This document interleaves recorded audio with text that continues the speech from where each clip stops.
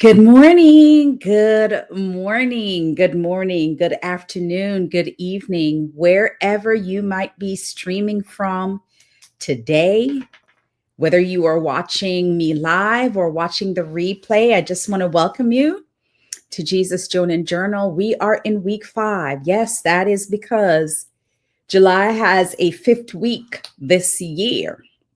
And so I'm excited to be here with you this morning. We have today and then 2 more days to go. We are wrapping up our summer series for Jesus, Joan, and Journal. And we have our final show, excuse me, will be on Thursday. And I have a special guest that will be with me on Thursday to close out the summer series of Jesus, Joan, and Journal. I hope you're doing well this morning. If you're alive, if you opened your eyes, then you know that you have another opportunity to do what it is that you are purposed to do. So I'm excited for you to join me this morning. Go ahead and drop your name in the chat. Let me know who you are. Let me know who's watching so I can give you the proper hello. This week, our series is all about the legacy, leaving your legacy, leaving your mark. And we're going to be talking about good name over riches today, good name over riches. And so again, if you're joining me for the first time, as you can see, my name, Joan T. Randall. I am an author, a publisher, and a realtor. Author, publisher, realtor, and I help people write books and turn their books into business. But I'm now in this new venture of helping people secure homes and land and investments in the real estate world, right? It's all the same thing. There's no difference. It might be a different stream, but at the end of the day, it's one thing. It's really having people to have dominion, to be able to rule and subdue and have the power to create the life that they want to live. This is what this is all about, right? And you too have gifts, you too have skills. So use those skills, right? It's not easy. The process to get in there may take some work, but you have the power to do it because God has given you that. So I'm going to go and do my little intro, and then I'll be back. So grab your coffee, grab your journal, grab your notepad, your pen. If you're driving, then all you got to do is listen, right? And I will be right back with you in about 44 seconds after this intro. Share this broadcast out, invite someone. I'll see you in a few.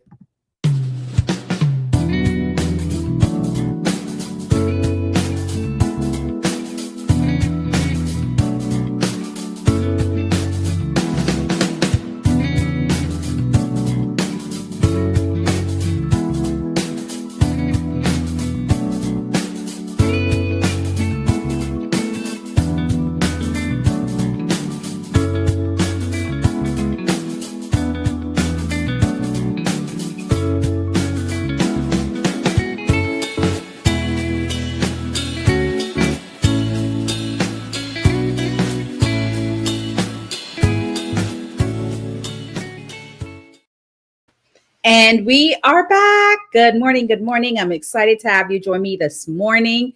Hey, Patrick, nice to see you all the way from Kenya. And so I am excited to be here with you today. I did do a good job. I posted to my group, but I'm always behind when it comes on to getting it into the group. But today I did it. I did it right before, well, a little bit after the 44 seconds. So this morning, I'm excited. We've been talking all month about legacy building for believers, all month about how you build legacy, right? With what you have, right? Not looking east and west and north and south on what others are doing, but how do you build a legacy so that you can be a good steward of what God has given you, right? And so week 1, as I stated before, we talked about the mindset. Week 2, we talked about the power of the pen. Week 3, we talked about how to create businesses from what you have. Last week, we talked about real estate. We talked about land. We talked about property. We talked about ownership. We talk about owning you, right? And you, if you think about yourself, you are the land, right? And so if you have to multiply and replenish and rule and subdue your land. How do you go about doing that? So we wanted to show the parallel between the physical land and the spiritual land. And then this week we're wrapping it up and we're tying a bow on legacy, right? Leaving the legacy. Because at the end of the day, we all came here to leave something, right? We all came here to leave an inheritance for up to our third and fourth generation. All right. So this week, yesterday, we talked about how do you transfer what you already know? How do you transfer your legacy, right? Today, we're talking about good name over riches. And my scripture, every morning I give a scripture. Every morning I give a scripture. I don't want to come here and talk about anything without having it backed up with spiritual references. And so this morning, Proverbs, they say it's like the wisest book in the Bible. And so I like to go there to take things out of the book of Proverbs because it's so rich of substance. And so Proverbs 22 and verse 1 says, a good name is more desirable than great riches. To be esteemed is better than silver or gold, right? So to be good, and we talked about good last week, the word good, integrity, all right, kindness, truth, and integrity really is what good is all about. Good is a word that was used in Genesis multiple times when God created and finished his work each day, right? So it's a powerful word, and it means integrity. It means loyalty. It means being truthful. It means being good. And so, and to be esteemed, to be liked, to be honored is really better than silver and gold. When somebody can look at you and say, I trust this person. When somebody can look at you and say, this person has integrity. When somebody can look at you and say, this person is a man or woman of their word. When somebody can look at you and say, you know what, she is transparent. There is no hidden agenda. There's nothing behind her. There is nothing that would let me believe that she is a con artist. When somebody can look at you and really speak good about you behind your back, that is better than silver and gold, right? And so I want to give you 3 practical steps today. 3 practical steps. Number 1, your reputation is a form of wealth. And that is powerful. Your reputation is a form of wealth. Like, your reputation goes ahead of you, right? Your name will be spoken in rooms where your feet is not, haven't even gone if your reputation is good or bad. Listen, people will talk behind your back if your reputation isn't good. And people will talk behind your back if your reputation is good. When somebody can say, I am referring, Jane to you because of her track record. I am referring so-and-so to you because of how they assisted me. I am referring so-and-so to you because they went above and beyond. That is powerful. When someone can say, you know what? I'm sending this person to Ronnie. Good morning, Ronnie. I'm sending this person to Ronnie because I know Ronnie and I can, vouch for Ronnie. That is powerful. Good morning, Jim. That is powerful, right? Your reputation, your reputation is a form of wealth. Like, people, I'm telling you, I have this friend, we were talking about real estate last week, but I have this real estate, the person who helped me build my house in Charlotte when I was moving from Virginia. His name is Alan Dargins, and I'm going to call his name out because he's so amazing. His name is Alan Dargins. He owns a company called Realtor Resources of the Carolinas. That man was so incredible. And I remember saying to him years ago in 2009, I remember saying to him, if I ever become a real estate agent, I want to be exactly like you, because of his integrity, because of his honesty, because of his truthfulness, because there was no hidden agenda. everything was upfront, everything was clear, everything was transparent. And I was living in Virginia while my house was being built, and he watched the whole thing and sent me pictures every single day. And after we moved into the home, every person I know that asked me about a realtor, I referred them to him. I refer them to him. And the reason why I say your reputation is a form of wealth is because me sending all those people to him for them to buy their home really, assisted his bottom line, really helped him make money. And I think majority of his business is referrals because of who he is. He's just a stand-up guy. He treats everyone with the same level of kindness and truthfulness and integrity. And I keep using that word because that word is such a powerful word.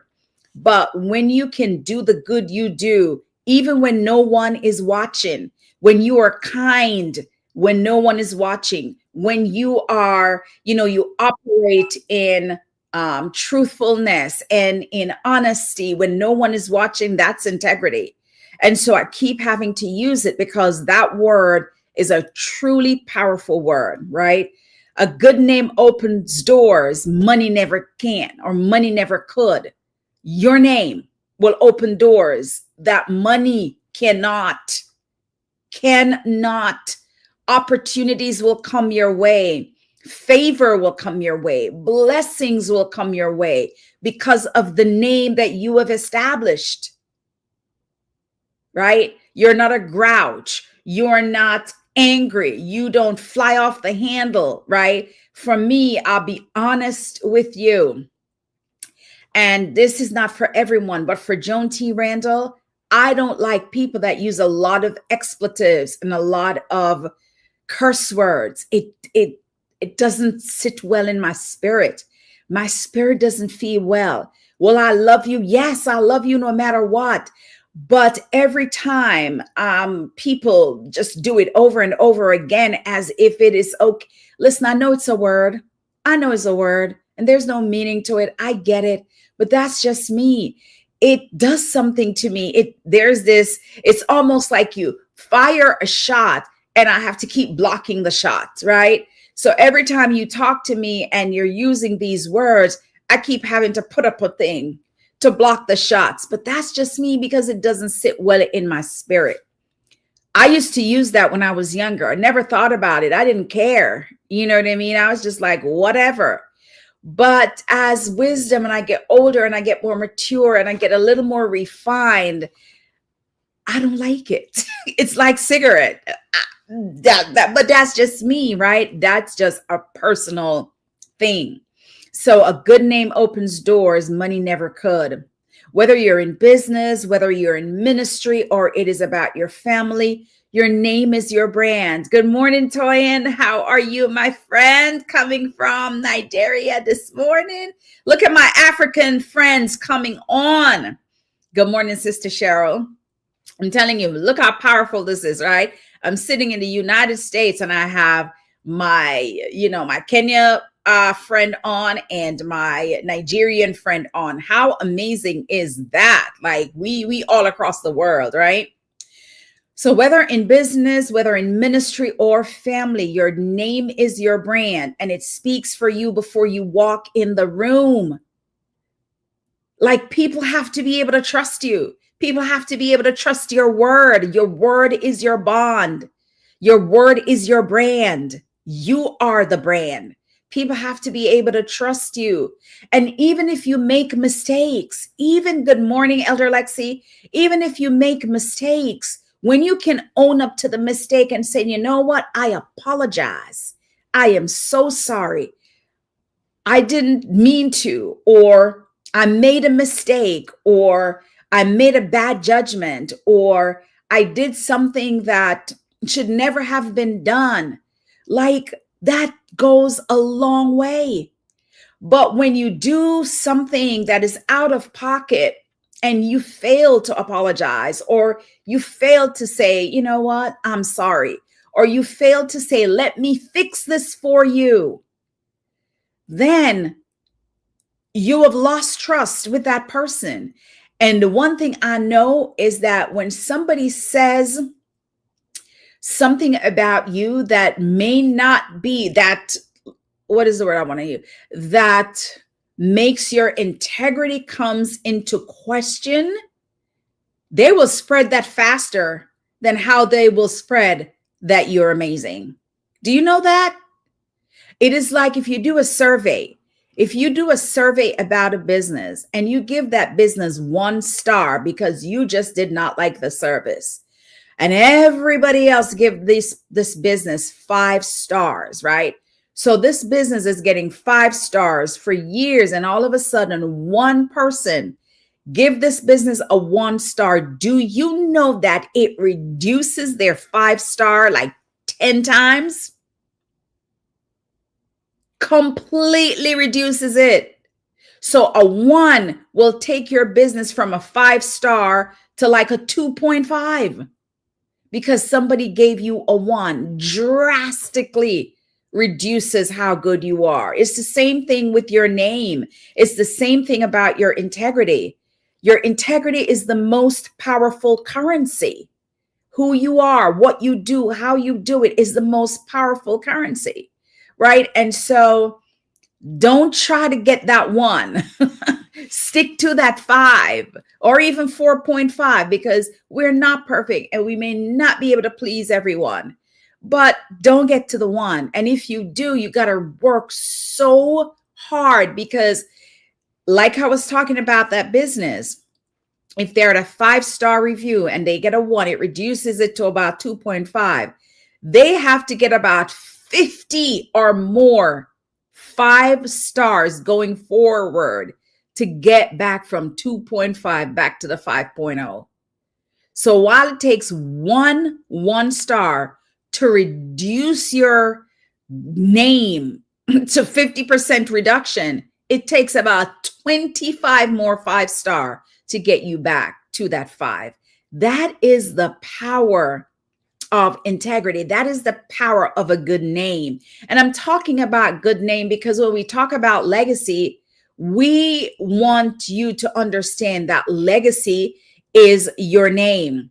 Even if you're leaving money or you're leaving property or you're leaving books or you're leaving trademarks or you're leaving copyrights to the next generation, your name is your most powerful currency.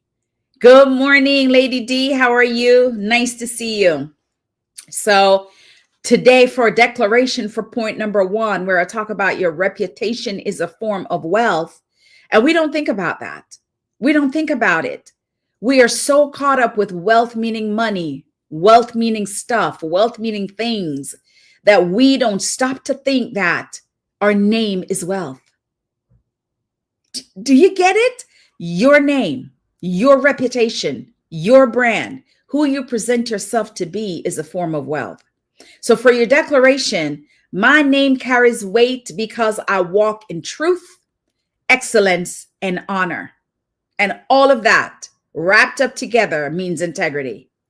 My name carries weight because I walk in integrity. My weight carries weight because I walk in truth, excellence, and honor. Point number 2, protect your character like an inheritance. Protect your character like an inheritance. How do you show up, right? How do you show up? I hear people talk a lot about, this almost like this pretense, I feel like I'm pretending. I feel like I am a fraud. I don't feel like what I'm doing is truly me, right? I can kind of get it, but I don't really get it. And here's why I don't get it. If you do all the things, if you have all the experiences, if you have all the lessons, if you take the courses, if you do all the things, why do you feel like an imposter? What would make you feel like you're not you? What would make you feel like you are pretending to be you? I never can get it. And so many people fight and struggle with imposter syndrome. And I try to wrap my mind around understanding it. I don't get it. And I'm sorry. I am just really sorry, because that is the enemy speaking in your ear, telling you that you don't know who you are. And you could never know who you are if you feel like an imposter, because an imposter is telling you that you're a shadow of someone else. And how can you be a shadow of someone else if the life that you're living is a life that you have experienced? You went through it. You lived through it. You overcame it. You did the learnings. You have the experiences. How do you feel like an imposter? So if you ever feel that you can't do the thing, or if you ever feel like what you're putting out is not yours or is not of you, I want you to go back to the drawing board.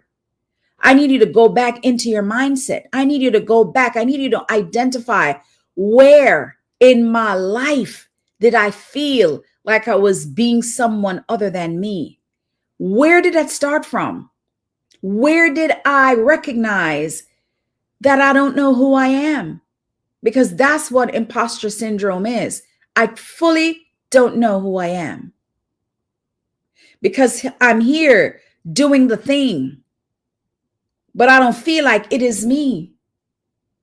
So if it is not you, then who is it? And where can you find you? You may need to talk to somebody that can help you. You may need to talk to a pastor, a counselor. You need to go back and dig deep as to where you lost your sense of identity, right? But protect your character like an inheritance. You won't casually lose money, so don't lose trust. You won't casually lose money, so do not lose yourself. You won't casually lose money, so don't lose who you are, who you were created to be, who you are working towards. Stop wearing this mask of imposter, because you are not. And that's an enemy trying to derail you from the purpose that you were created for. So every time you feel like you're doing something and you feel cautious, like, oh my God, I don't recognize me, I want you to go back. I want you to go back to the drawing board. And I need you to find yourself. Who am I? What was I created to do? How did I get here? Why do I feel this way? And you'll find most often that type of thing is coming from deep down, maybe way back, from your a child. And listen, this broadcast might be a little controversial, but this is just my take, right? This is not medical, it's not psychological, it's nothing. It's just Joan telling you what Joan is telling you about how she feels about that word. Yeah, that word. In today's world, right? Keep your word, own your mistakes, and lead with consistency.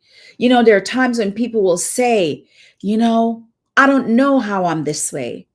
I don't know why I do the things I do. I don't know why this happens to me. There are two ways that we are raised: nurture and nature. Nurture means we were raised with our family, in a community, right? Around people that we grew up with. Sometimes those community, whether it's our family, whether it's our community itself, whether it's our village, whether it's our district, whether it's our town, right? Sometimes our behavior is patterned after who nurtured us, who raised us.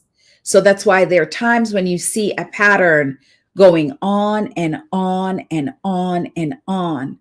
But once you get to a certain age and you are mature, the Bible says, when I'm a child, I walk like a child, I talk like a child, I spoke like a child, I operate like a child, right? I added some words. But when I become a man, I put away childish things. So when you become a man and when you get mature and you recognize that, wait a minute, I was raised this way, but it ain't the right way. I don't think this is right.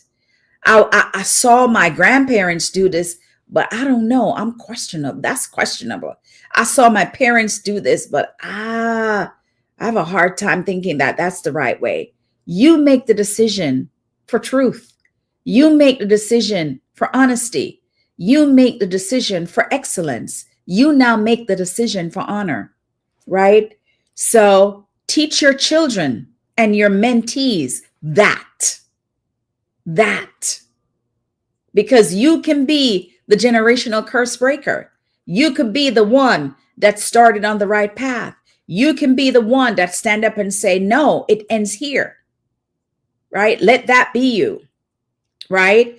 Because character compounds.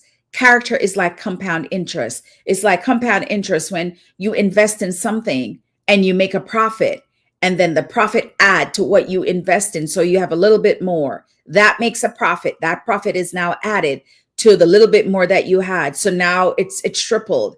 That makes a profit. And right? So you're compounding. Let your character compound like compound interest. The declaration for point number 2 is this: I guard my character like treasure because who I am is worth more than what I own. Who I am is worth more than what I own.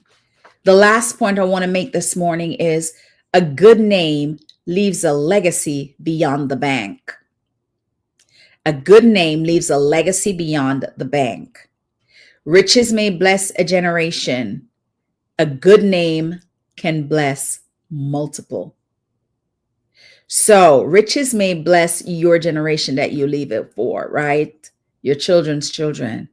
But a good name will bless multiple generations. Multiple. People who are not even related to you. People who are not even connected to you. People who may not even know your family, but know you, right? Think of people whose names still inspire us. Martin Luther King is one that comes to mind, right? He has inspired the world. His famous speech is known around the world. My favorite person of all time is Nelson Mandela. If I could be any one of the greats, it would be that man. My favorite character in the Bible is Joseph.